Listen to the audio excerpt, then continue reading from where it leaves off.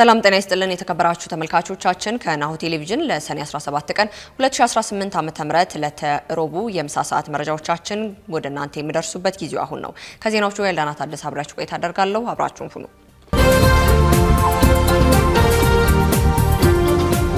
ቀዳሚ ወዳደረግናቸው አጫጭር የሀገር ውስጥ መረጃዎቻችን ነው የምናልፈው። ኢትዮጵያ የ11 ሀገራትን አምባሳደሮች የሹመት ደብዳቤ ተቀብላለች። የፌዴሪ ፕሬዝዳንት ታዬ አጽቀሥላሴ የ11 ሀገራት አምባሳደሮችን የሹመት ደብዳቤም ተቀብለዋል። ፖርቹጋል፣ ናይጄሪያ፣ ስሪላንካ፣ ማላዊ፣ ጋና፣ ስሎቫኪያ፣ ማዳጋስካር እና ኡዝቤኪስታን መሆናቸው ተነግሯል። ፕሬዝዳንቱ ኢትዮጵያ ከሀገራቸው ጋር ያላቸውን ታሪካዊ ዲፕሎማሲያዊ ግንኙነት ማጎልበት ላይ ከአምባሳደሮቹ ጋር መወያየታቸውን የውጭ ጉዳይ ሚኒስቴር ቃል አቀባይ አምባሳደር ነብዩ ጌታቸው ገልጸዋል። አምባሳደሩ በቆይታቸው የሀገሪቱን የህዝብ ግንኙነት ለማዳበር እንደሚሰሩም ተናግረዋል ሲል ኢዜአ ዘግቧል። IMF ለኢትዮጵያና ለሌሎች አፍሪካ ሀገራት የገንዘብ ድጋፍ ሊያደርግ መሆኑ ተገለጸ። የዓለም አቀፉ የገንዘብ ድርጅት IMF በቅርቡ በነበረው የኢራን ጦርነት ምክንያት የተፈጠረውን የኢኮኖሚ ቀውስ ለመታደግ ኢትዮጵያን ጨምሮ ለተወሰኑ የአፍሪካ ሀገራት የሚሰጠውን የገንዘብ ድጋፍ ሊያሳድግ መሆኑ ተሰምቷል። ድጋፉ ከማድረግም በተጨማሪ ገንዘቡን በፍጥነት ለማቅረብ ማቀዱም ነው የተሰማው። የድርጅቱ ቃል አቀባይ ጁሊያ እንደገለጹትም በድጋፉ ኢትዮጵያ፣ ጋምቢያ እና ቡርኪና ፋሶ ተጠቃሚ ሲሆኑ በተጨማሪም ማላዊ አዲስ የፋይናንስ ድጋፍ እንድታገኝ ከተቋሙ ጋር የተፋጠነ ውይይት እያደረገች መሆኑንም ተጠቁሟል። የIMF የአፍሪካ ዳይሬክተር ዘይን ዘይዳን በዋሽንግተን በሰጡት መግለጫ በመካከለኛው ምስራቅ በተከሰተው ጦርነት ምክንያት የአፍሪካ ቀጠና ከባድ ፈተና ውስጥ እንደሚገኝም ተናግረዋል። አሁን የተኩስ አቁም ስምምነት ቢደረግም በጦርነቱ ምክንያት የተስተጓጎሉ የባህር ሰላጤ ሀገራት የኃይልና የነዳጅ ምርት ወደ ቀድሞ ቦታ ለመመለስ ከ6 እስከ 7 ወር ሊፈጅ እንደሚችልም ጠቁመዋል።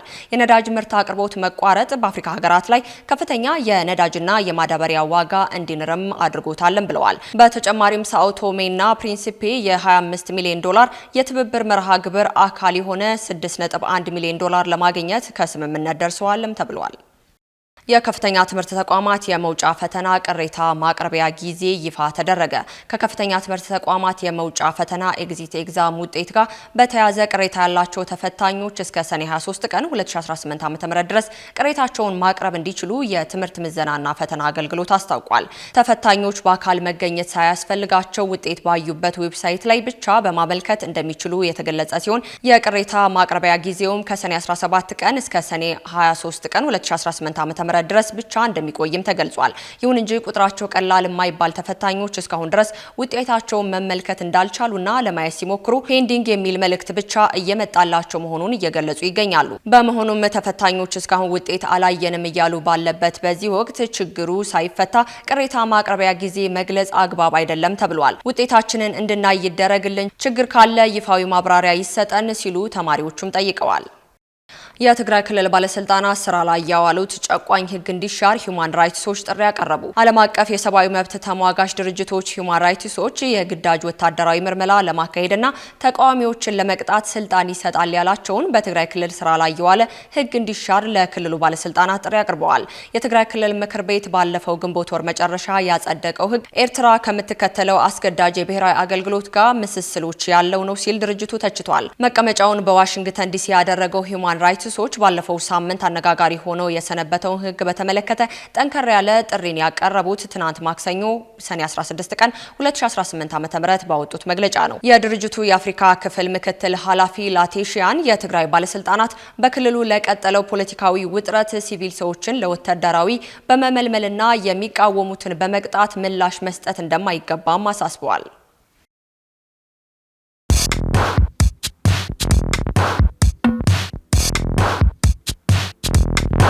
የማድረስ አገልግሎት የወደፊት ዕጣ ፈንታ እዚህ ደርሷል። በትሩዝ የታገዘም ትሩዝ ዴሊቨሪን እናስተዋውቆ። የኛ 100% የኤሌክትሪክ ሞተሮች ለአካባቢ ተስማሚ ብቻ አይደሉም፣ ፈጣን፣ ጸጥተኛና አስተማማኝም ናቸው። ያለምንም ጫጫታ፣ ያለምንም ጭስ የእርስዎ ጥቅል በሰዓቱ ይደርሳል። በቀጥታ ክትትል ላይፍ ትራኪንግ ሁሉንም ነገር ይቆጣጠሩ። ጥቅሎ እስከ ደጃፎ ድረስ ያለውን እንቅስቃሴ በቀጥታ ይመልከቱ። ደህንነት ቅድሚያ የምንሰጠው ጉዳይ ነው። በእኛ የተቀባይ ማረጋገጫ ሪሲቨር ኮንፈርሜሽን ዘዴ ጥቅሎ በትክክለኛው እጅ መግባቱ እናረጋግጣለን። እርስዎ ያረጋግጣሉ፣ እኛም እናስረክባለን። እገዛ ይፈልጋሉ? ቡድናችን ሁልጊዜ በ8194 ዝግጁ ነው። ትሩዝ ዴሊቨሪ ለአካባቢ ተስማሚ ደህንነቱ የተጠበቀና የቀጥታ ክትትል ያለው። ዛሬውኑ በ8194 ይደውሉ። ቀጥለናል። ከውጭ ወዳገኘናቸው መረጃዎቻችን እናልፋለን። ሱዳንን አስቀድመናል። በሱዳን ከፍተኛ የሆነ የሰብአዊ ቀውስ በተስፋፋበት በዚህ ጊዜ ጦርነቱ በተለያዩ ግንባሮች እየተባባሰ መምጣቱ ተገልጿል። በሱዳን ውስጥ በተለያዩ ግንባሮች ውጊያዎች ተጠናክረው ቀጥለዋል። በደቡብ ምስራቅ ብሉ ናይል ግዛትና በምስራቅ ደርፉር እንዲሁም ደግሞ በኮርዶፋን ክልሎች በተመሳሳይ ጦርነት መባባሱን የሰብአዊ ቀውስ ላይ ተጨማሪ ስጋትን ፈጥሯል። ግጭቱ መባባሱ የተገለጸው በሱዳን ጦር ኃይሎችና በፈጥኖ ደራሽ ኃይሉ መካከል ያለው ግጭት አራተኛ ዓመቱን ባስቆጠረበት በዚህ ሰዓት ነው። የሱዳን ብሔራዊ ጦር ማክሰኞ ዕለት እንዳስታወቀው በሰሜን ዳርፉር ግዛት ውስጥ ከምትገኘው አልተዋሽን ከተማ በስተሰሜን አካባቢ ሰው አልባ አውሮፕላን መታ መውደቋንም ገልጸዋል። ከቅርብ ወራት ወዲህ ሁለቱ ወገኖች የሚጠቀሙት ቁልፍ መሳሪያ ሰው አልባ አውሮፕላን መሆኑን ሁኔታውን አሳሳቢ አድርጎታልም ነው የተባለው። ይህ በእንዲህ እንዳለ በብሉ ናይል ክልል በሚገኘው የሱዳን ጦር አራተኛ እግረኛ ክፍለ ጦር ላይ አልባርን ከተቆጣጠረ በኋላ ከክልሉ በስተ ምስራቅ የሚገኙ በርካታ ቦታዎችን ያካሄደውን መጠነ ሰፊ ወታደራዊ ዘመቻ ተከትሎ አዲስ የጦር ሜዳ ድል ማግኘቱ ተገልጿል። በ10 ሺዎች የሚቆጠሩ ሰዎችን ገድሏል። በሚሊዮን የሚቆጠሩ ሰዎችን ደግሞ ከመኖሪያ ቤታቸው ማፈናቀሉን የተባበሩት መንግስታት ድርጅት አስታውቋል።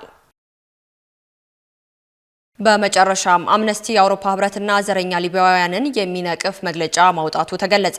አምነስቲ ኢንተርናሽናል የአውሮፓ ህብረት ከሊቢያ ጋር ያላቸውን ትብብር ለማሳደግ በሀገራት ውስጥ ስደተኛ ላይ የሚወስደውን እርምጃ እየተጠናከረ ቢሆንም ስደተኛን ለመከላከል ከሊቢያ ጋር ያደረገው ትብብርን አውግዟል። ሊቢያ በሜዲትራሊያ ባህር አቋርጠው አውሮፓ ለመድረስ አደገኛ ጉዞ ከሚደረግባቸው ቦታዎች መካከል በዋናነት ከሰሜን አፍሪካ መነሻቸውን ያደረጉ ስደተኞች ይገኙባታል።